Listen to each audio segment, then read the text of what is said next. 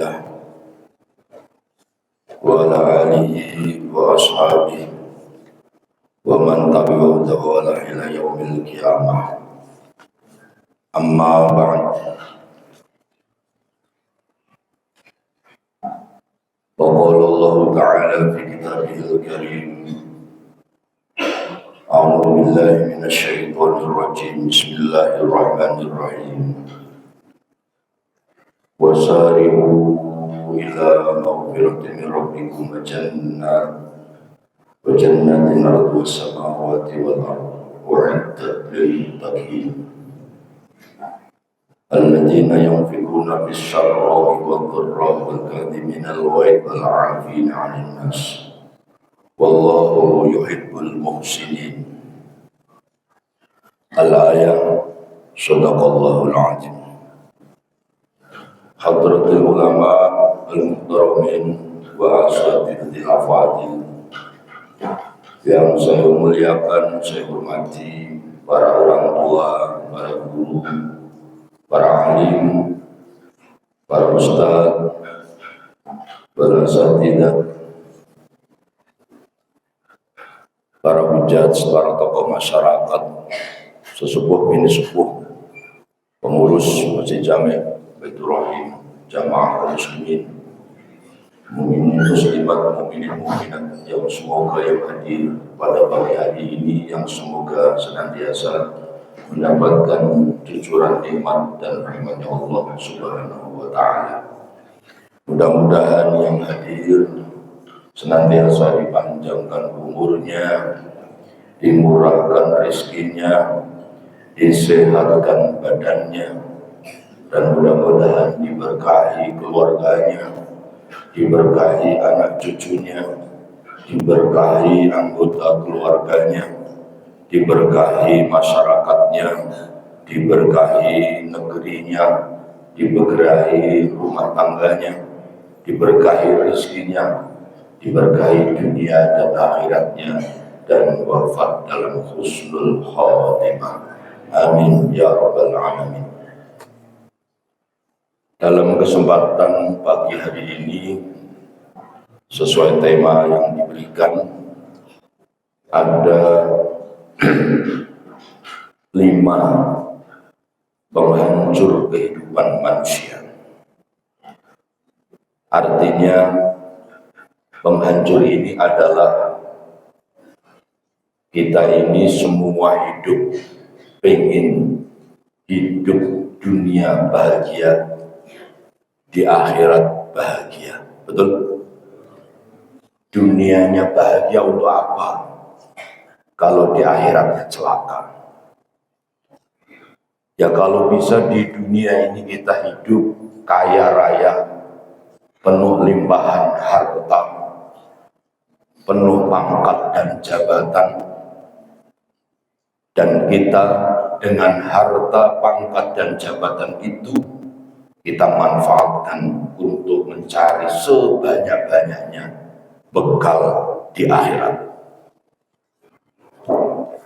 Nah, namun tidak demikian yang terjadi.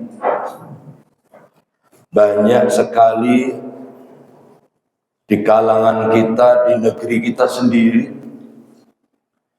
yang memang tampaknya dia bahagia secara dunia. Harta berlimpah, pangkat berderet, gelar berderet, jabatan berganti, naik dan naik, terus naik. Tetapi di akhir hidupnya dia sengsara. Sengsara bukan karena hartanya habis, karena diputus kenikmatan-kenikmatan itu oleh manusia lain, dengan cara dimasukkan di dalam jeruji besi. Ada juga tidak dimasukkan di dalam jeruji besi, tetapi di akhir hidupnya dia harus menderita karena sakit yang tidak pernah sembuh dan tidak segera mati. Ada nggak orang kayak gitu? Banyak. udah pangkat jenderal bintang 4 atau punya kekayaan berlipat-lipat, kendaraannya sudah Alphard, tetapi tidak sanggup menikmati hidup. Semua dilarang makan, yang boleh cuma air putih. Apa indahnya? Apa nikmatnya? Kenapa? Karena dia punya hipertensi, stroke, punya diabetes, dan penyakit-penyakit yang lainnya. Apa itu penghancur pertama yang menjadikan manusia bisa seperti itu? Yang pertama adalah al-hirzu bid-dunya anil wars. Keserakahan manusia, ya, keserakahan manusia yang terlalu overdosis, berlebihan terhadap harta kekayaan yang berkaitan dengan harta waris. Ini yang menjadi penghancur pertama. Jadi pada saat tahun 2013 ada seorang mantan pejabat bupati di daerah Papua mengalami sakit yang sakitnya tidak diketahui penyakit apa. Sampai dibawa, dirujuk ke Jakarta, di daerah Jakarta Selatan, sebuah rumah sakit. Di salah satu rumah sakit itu yang bekerja salah satunya adalah murid saya, jamaah saya, meminta saya untuk datang. Apa yang saya lihat? Ada seorang mantan pejabat dirujuk ke Jakarta karena sakitnya tidak diketahui sakit apa. Apa sakitnya? Mulutnya menganga, matanya melotot, dan terjadi sudah hampir 3 bulan. Tidak diketahui. Dianalisa dari mana tidak tahu. Tidak bisa mingkem, kata bahasa orang Jawa. Saya bukan ahli dukun, bukan tukang-tukang begitulah. Suruh melihat, barangkali Pak Ustadz tahu. Saya juga nggak tahu sakit apa ini. Tetapi saya berbicara kepada batin saya dengan batin dia. Meraba-raba saya. Analisa saya kayaknya dia ini punya kesalahan yang dilakukan olehnya pada beberapa tahun yang silam. Dan orang yang disalahi itu belum memberi maaf. Analisa saya.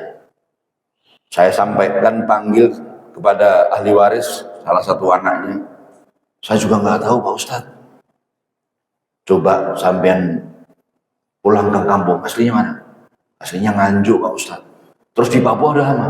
Udah lama, sejak bujangan. Tahun 80 kabur dari orang tua, merantau ke Papua.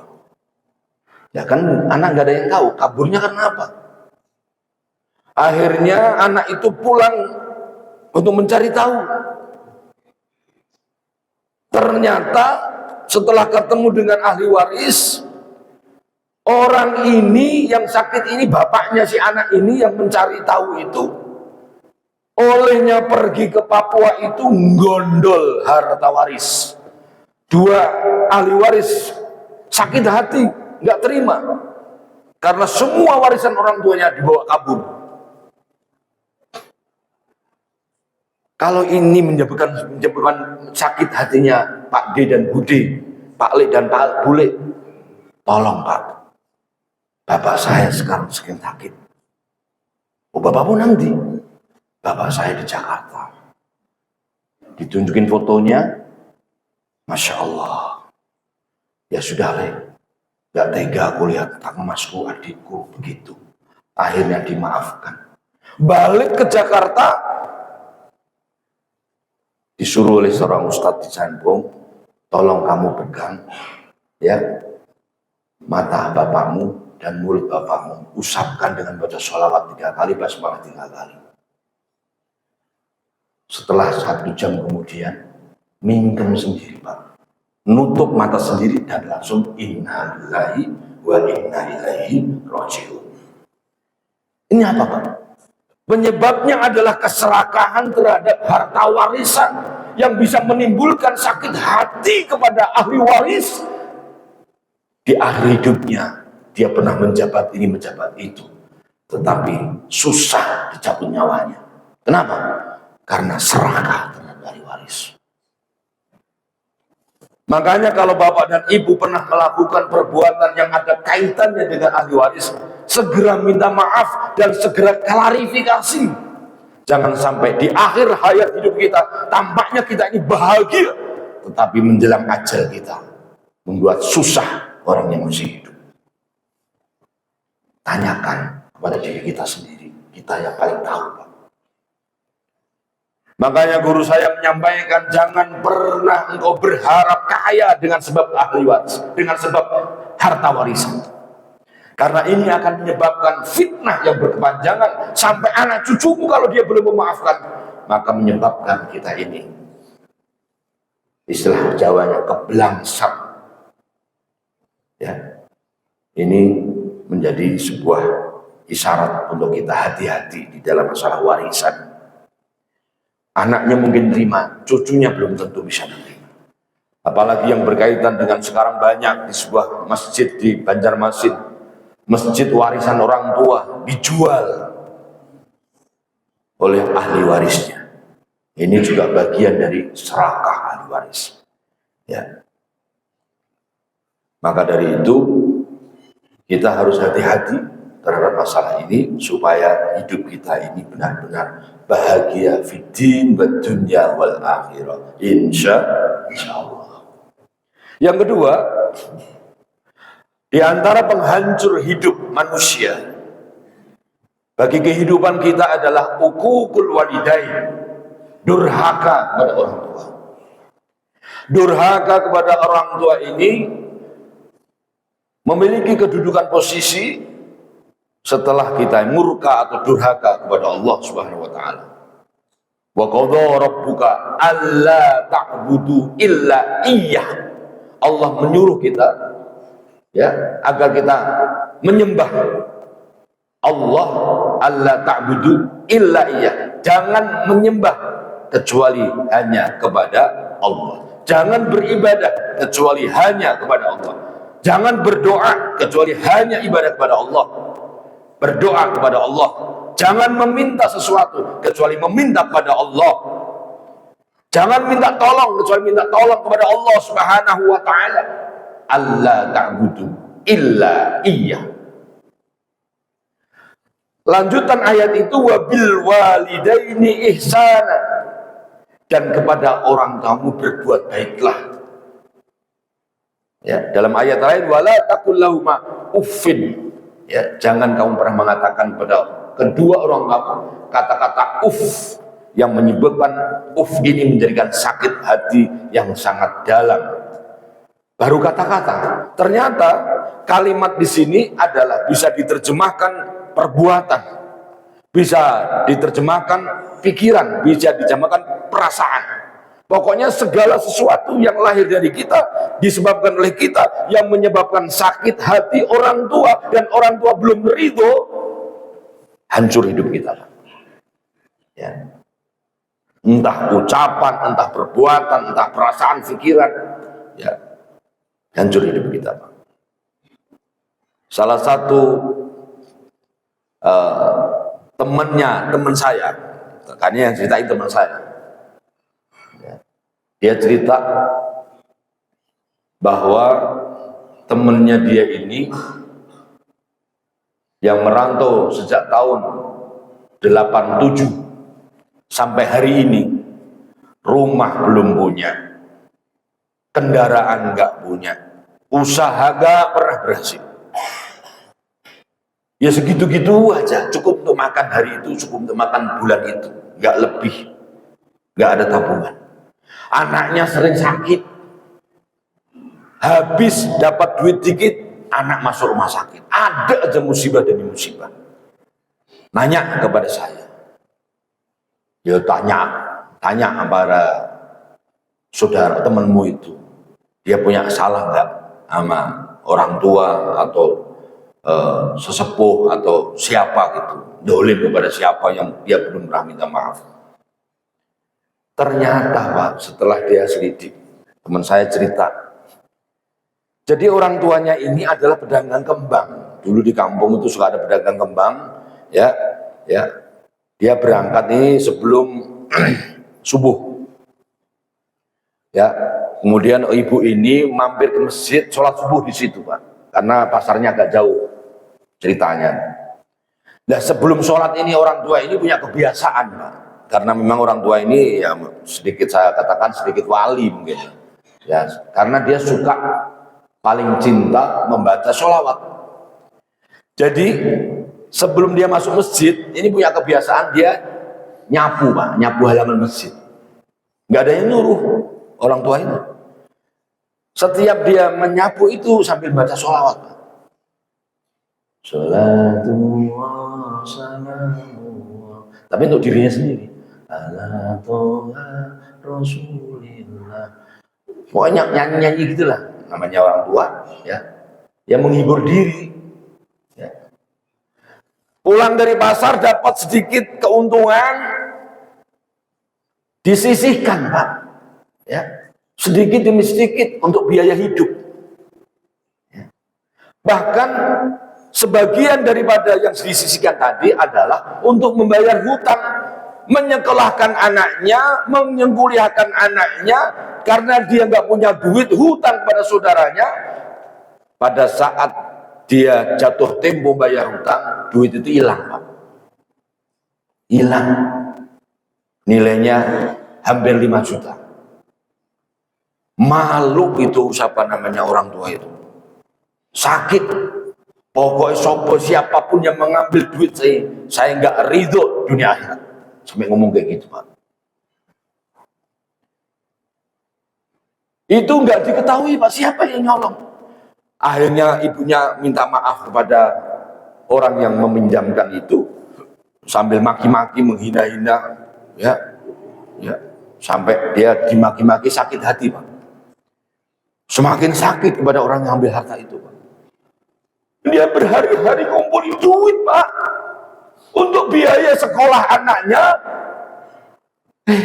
Ternyata Pak, siapa yang ambil duit Pak? Yang mengambil anaknya yang merantau itu tahun 87 ke Tangerang itu Pak.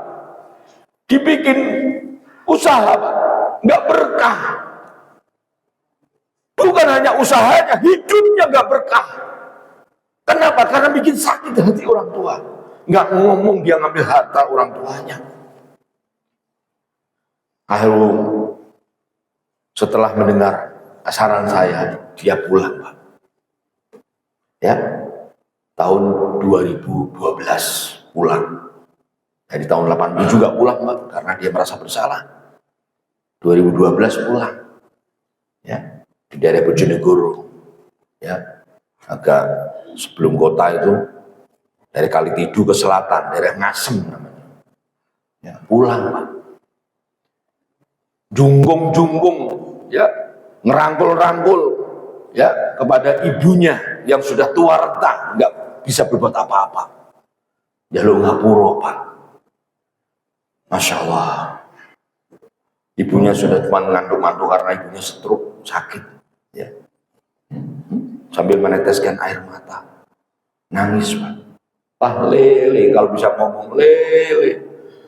Ibumu sakit hati karena dihina, dicaci maki oleh yang orang itu yang memberi hutang. Padahal aku hutang itu nyekolahin kamu, Le. Lah kok duit sing tak bayar hutang kok kamu ambil, kamu nggak ngomong, kabur. Nggak enak kabar beritanya. Gimana orang tua kayak gitu Pak? Nggak sakit gimana?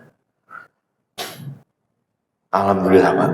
Setelah orang tua itu ketemu anaknya, ya, setelah sakit bertahun-tahun, innalillahi wa inna ilaihi raji'un. Ternyata dia menunggu anaknya pulang. Ternyata nunggu anaknya Pak. Akhirnya lega semua Pak. Pulang ke Tangerang, 1 tahun kemudian usaha gorengannya itu maju pesat Pak. Ya. Alhamdulillah kemarin sudah dapat kabar dia sudah bisa beli rumah, beli kendaraan. Ini asbab hancurnya dia itu karena dia menyakiti hati orang tua Pak. Makanya kalau kita ini sekarang dalam hidup kita ada yang salah, kok kita hidup begini-begini aja gak berubah, ada apa ini? Tanyakan pada diri kita, Pak. Jangan-jangan kita pernah salah dengan orang tua. Kunjungi orang tua itu, minta maaf. Kalau orang tua itu sudah meninggal, doakan, ambil dari harta kita sebagai wujud doa itu untuk kita hajikan, untuk kita umrohkan, atau untuk kita bangunkan masjid, atau kita sumbangkan masjid atas nama orang tua itu. Insya Allah, Pak, itu menjadikan asbab terbukanya keberkahan hidup kita. Insya Allah. Yang kedua, Pak. Yang ketiga, Pak. Yang ketiga adalah perbuatan dolim kepada sesama manusia. Ya ini, Pak, dolim. Dolim di sini sangat erat kaitan dengan yang seperti yang di atas, ucapan, perbuatan, pikiran, perasaan. Ya, yang paling banyak itu ucapan dan perbuatan dolim. Ya. Ada seorang PNS, mohon maaf kalau yang ada PNS. Ini cerita. Dia ini hidup dalam kondisi yang sedang merintis ya, usaha dagang, karena dia gajinya nggak cukup, dia dagang ya, warung-warungan kecil-kecilan lah di rumahnya. Tetapi selalu aja dicolong orang, ya, hilang, ya, dimakan tikus dagangannya, macam-macam ada aja, sehingga nggak pernah beruntung, ya, tapi nggak pernah menyerah di orang ini. Ya. Lah, dia bertanya kepada seorang ustadz, ya, ustadz itu teman saya, dia cerita, ya, apa yang salah, kok aku dagang nggak maju-maju? Ya tanyakan pada dirimu sendiri, kata ustadz itu, teman saya yang cerita. Ya. Pernah ustadz itu ngomong, pernah nggak kamu dulu, entah kapan, apa waktu sekolah atau waktu kuliah, kamu ngambil sesuatu yang bukan hak kamu, sehingga kamu ini menyimpan sesuatu itu dan kamu merasa itu hal yang biasa dan kamu belum pernah minta maaf? Hilang. Oh, dulu pernah zaman SMA. Saya ini makan bakso, terus kemudian ngambil gorengan. Itu hampir tiap kali, Pak, tiap hari. Ngambilnya 5, bayarnya 1 atau 2. Ya, sesuai dengan kantong. Dan itu hampir tiap hari, katanya. Nah, ini mungkin coba kamu cari, ya, orang Semarang, di daerah Semarang, di daerah Tegowanu namanya, Semarang Timur, ya, dicari, Pak, ketemu sudah tua, ya, dan dia minta maaf sambil ngasih uang, ya, rasa permohonan maaf itulah, ya, ya, nilainya yang mungkin ya bangsa sekitar 2,5 juta. Alhamdulillah, Pak, ya, setelah pulang dari proses itu, tokonya ini meningkat pesat. Akhirnya bisa beli rumah, bisa beli kendaraan, bisa nyekolahin anak. Ini sebab kedoliman. Itu baru masalah makanan, Pak. Belum nanti perbuatan dolim yang berkaitan dengan perasaan, Pak. Ini, Pak, yang banyak terjadi, Pak. Ya, di tetangga dengan tetangga, ya, ya, mungkin kita ini nggak akur, ya, karena pergesekan perasaan, persaingan harta benda, persaingan pangkat dan jabatan, sehingga menimbulkan ghil. Ghil itu dongkol, ya, nggak seneng, ya. Ini tolong dihilangkan, Pak. Itu akan merusak diri kita, Pak. Kalau sampai orang itu merasa terdolimi dengan ucapan kita, terdolimi dengan perbuatan kita, atau mungkin kita bangun rumah, mestinya jarak batasnya sini, tetapi kita nggak ngomong, ujung-ujung bikin pagar segini, padahal itu miliknya dia, milik tetangga kita. Atau kita parkir sembarangan di depan rumah orang tanpa izin, tanpa ngomong, ujung-ujung pakai, dan itu rutin tiap hari. menimbulkan konflik-konflik perasaan itu kalau segera nggak diselesaikan, Pak, entah apa yang akan terjadi, kita akan menerima akibat daripada perbuatan kita, Pak. Ya. Makanya kita ingin hidup bahagia, jangan pernah berbuat masalah dengan orang lain. Kalau orang lain itu nggak memaafkan kita, kita akan menjadi jayus. Ya, semua orang-orang yang memang kita ini didoain jelek terus oleh orang lain. Bahkan kalau kita ini dulu pernah ya mendolimi secara perbuatan, main kasar, main pukul, apalagi sampai menumpah darah, ya, Masya Allah, Pak. Ya, belum sempat minta maaf. Ini berakibat negatif. Ya. Kalau orang ini belum memaafkan, Pak, hartanya diambil, hak kehormatannya dirusak, dicacat, dicaci, dimaki. Orang itu belum memaafkan, Masya Allah, Pak. Ya, makanya mulut kita jangan sampai ya kalah dengan hawa nafsu kita, Pak. Ya. Paling enak memang menghina dan mencaci, Pak. Kalau orang yang dicaci maki itu sakit hatinya dan didoain kita oleh mereka, balik itu semua cacian makian pada kita, Pak. Ya. Banyak sudah kisah-kisah yang nggak perlu saya ceritakan itu. Ya. Makanya jangan mudah kita ini menyakiti hati, perasaan, pikiran, harta, kehormatan orang lain. Menganggap kita yang lebih baik, lebih bersih, lebih lurus, lebih sempurna. Sementara orang lain terus yang salah. Sampai orang lain sakit hati, Pak, mendoakan. Kedoliman diantara doa yang tidak tertolak itu adalah doa yang terdolimi, Pak. Jangan pernah mendolimi orang, Pak. Ya. Doa yang tidak pernah tertolak adalah doanya orang dolim, Pak. Ya. Jangan ikut-ikutan yang berkata-kata nggak pantas. Berkata-kata nggak pantas didengar oleh orang lain sampai orang itu dengar sakit hati kita, Pak. Sama orang lain mengganggu kita dengan kata-kata itu pasti sakit hati kita. Kenapa kok kita ikut-ikutan? Jangan mendolimi, Pak. Pikiran, perasaan, perbuatan, ya jangan sampai.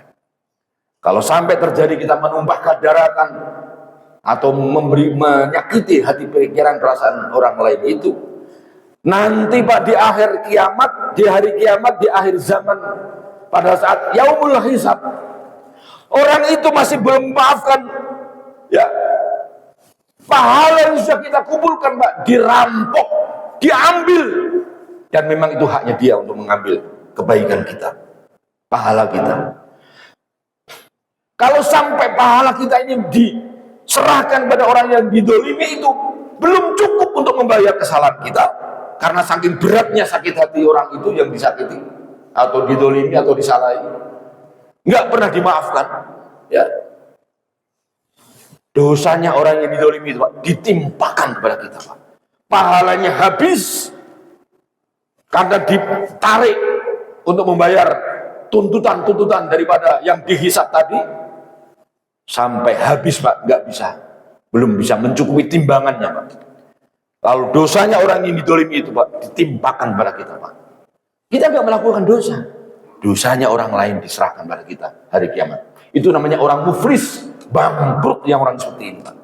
Makanya jangan pernah melakukan kedoliman kepada orang lain, baik itu perasaan, pikiran, perbuatan, ucapan, jangan sampai. Karena ini akan menghancurkan kita. Ya. Masya Allah, Pak. Sudahlah, mendingan diam. Ya, mendingan diam, Pak, nggak usah ikut-ikutan komen, ya diam, itu lebih aman, lebih tenang, ya damai di hati. Kalau orang yang lain salah, orang lain yang berdosa kok yang bertanggung jawab, ngapain kita sih ribut? Ya, semuanya ada, kullukum ra'in wa kullukum mas'ulun an ra'iyatihi. Semua kita ini pemimpin, Pak. Dan kita akan dimintai pertanggungjawaban oleh apa yang sudah kita pimpin. Kalau nggak dibalas di dunia, Allah sudah tahu ada malaikat raqib atid yang mencatat perbuatan itu. Serahkan aja kepada Allah, biar Allah sendiri yang membalas. Dan Allah paling mudah, Pak, membalas kedoliman orang itu paling mudah, Pak. dirontokkan kehormatannya, dirontokkan ilmunya, sehingga dia berbentuk manusia bisa berubah menjadi setan. Ya, walaupun dia berwujud manusia. Minal jinni wal ins. Ya. Oleh karenanya Pak, hati-hati di dalam hidup ini Pak. Mendingan kita ini menjadi korban dibanding kita harus menjadi pelaku. Ya. Kenapa? Korban lebih selamat Pak dibanding pelaku Pak. Kalau pelaku ada efek negatif, entah kapan itu. Jangan menjadi pelaku Pak, jadilah korban. Karena hidup nggak lama Pak. Hidup ini nggak lama, sebentar Pak, sebentar Bu, nggak lama hidup kita. Apalagi suami kepada istri, jangan pernah melakukan kedoliman sampai menimbulkan sakit hati istri itu. Ya, anak dengan orang tua dengan anak, sekarang sudah mulai ya terjadi HAM, hak asasi manusia.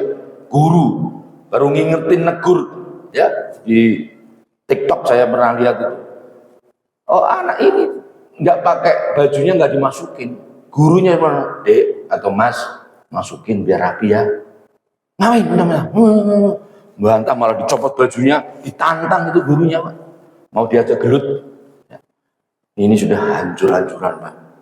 Makanya mendingan kita mendidik anak-anak kita, selamatin anak-anak kita, selamatin istri kita. Jangan sampai melakukan kedoliman pada dirinya sendiri, kedoliman pada Allah, kedoliman pada Rasulullah, kedoliman pada orang lain. Jangan sampai terjadi. Ini akan berefek negatif pada kita semua. Yang keempat adalah dosa zina. Hati-hati Pak, dosa zina.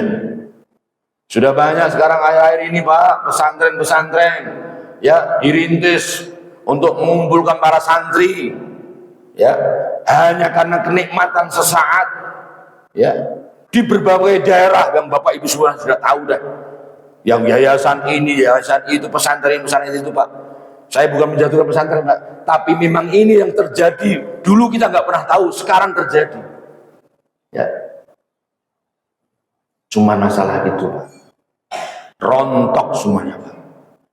Usaha apapun, kalau kita rintis, kalau dia pernah melakukan zina dan belum pernah bertaubat dari perbuatan zina, maka rontok ya usahanya Pak. Karena zina itu bisa menghambat dan memutus daripada keberkahan rizkinya Allah.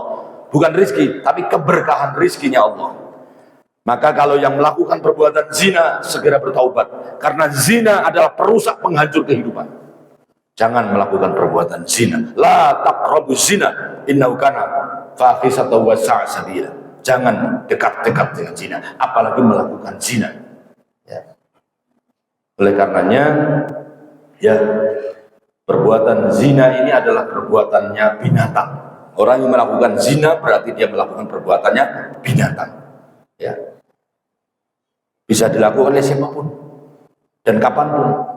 Ya. Maka dari itu jauhi zina, jangan dekat-dekat dengan zina. Yang terakhir, ya, karena saya komit jam 5:04 selesai, ya, adalah iri, dengki, hasad, hasud, ghibah. Ini penyakit bangkit hati.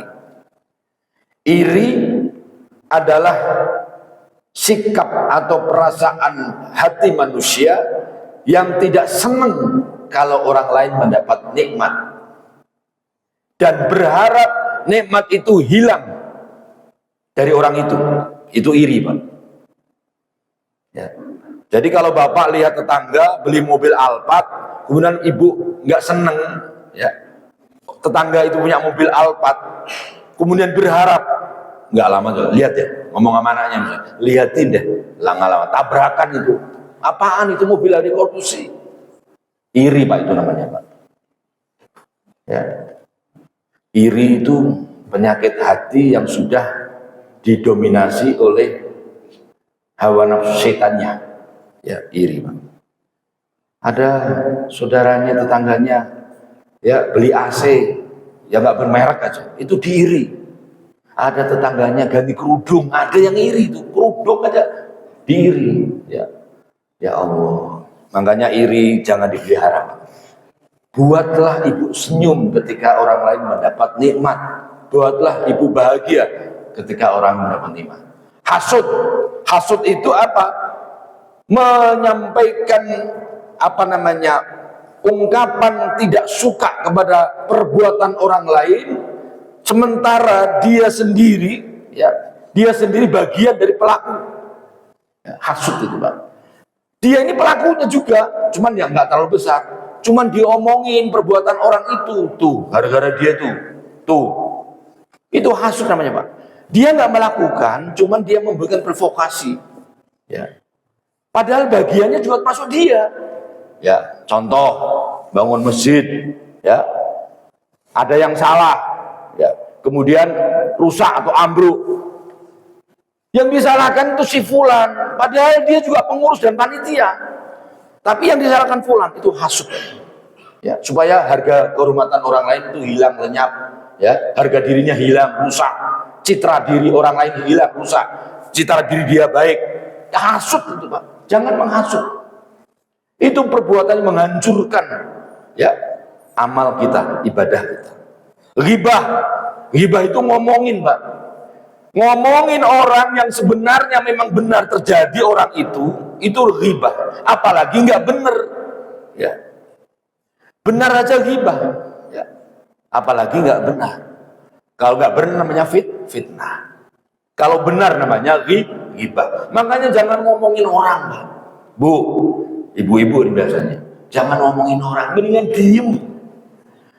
Karena ghibah itu, ya, seperti halnya kita ini memakan bangkai, darah bangkai daripada saudara kita sendiri. Fakarih tumbuh, pasti kita nggak mau. Itu ghibah.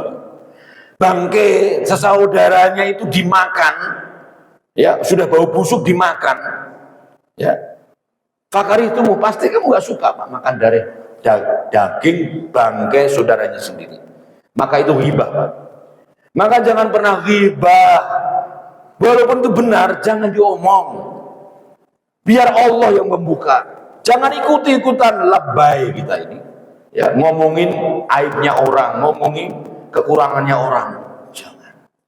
Mendingan istighfar, sholawat, innalillah, astagfirullah, subhanallah, bihamdi, subhanallah, astagfirullah. Itu sudah selamat, Pak. Ya. Maka dari itu, marilah di sisa umur kita, kalau ada yang pernah melakukan 5 hal itu, segeralah bertaubat. Wasari'u ila maghfiratin min rabbikum wa jannatin arduhas samawati wal ard uiddat lil muttaqin. Segeralah menuju ampunan Tuhanmu dan segeralah menuju surga. Surga itu apa ternyata? Rahmat Allah. Segera menuju rahmatnya Allah, di mana rahmat Allah itu terbentang luas sekali, nggak terbatas rahmat Allah itu. Bahkan langit, bumi dan seisinya ini adalah rahmat Allah. Ardhus samawati wal ard, luas sekali. Maka jangan pernah putus asa. Jangan pernah putus asa. Selama masih hidup, masih kita ada kesempatan untuk memperbaiki. Mari kita perbaiki sisa-sisa umur kita dengan meningkatkan amal soleh, dengan menjauhi 5 hal tadi. Mudah-mudahan Allah menjaga keberkahan hidup kita, menjaga iman Islam kita, dan menjaga amal soleh kita. Amin ya robbal alamin. Sehingga kita bisa menggapai hidup yang bahagia fid dunya wal akhirat, dan wafat husnul khatimah. Al-Fatihah. Alhamdulillah minasyaitonir rajim. Bismillahirrahmanirrahim. Alhamdulillah. Ar-Rahmanir-Rahim.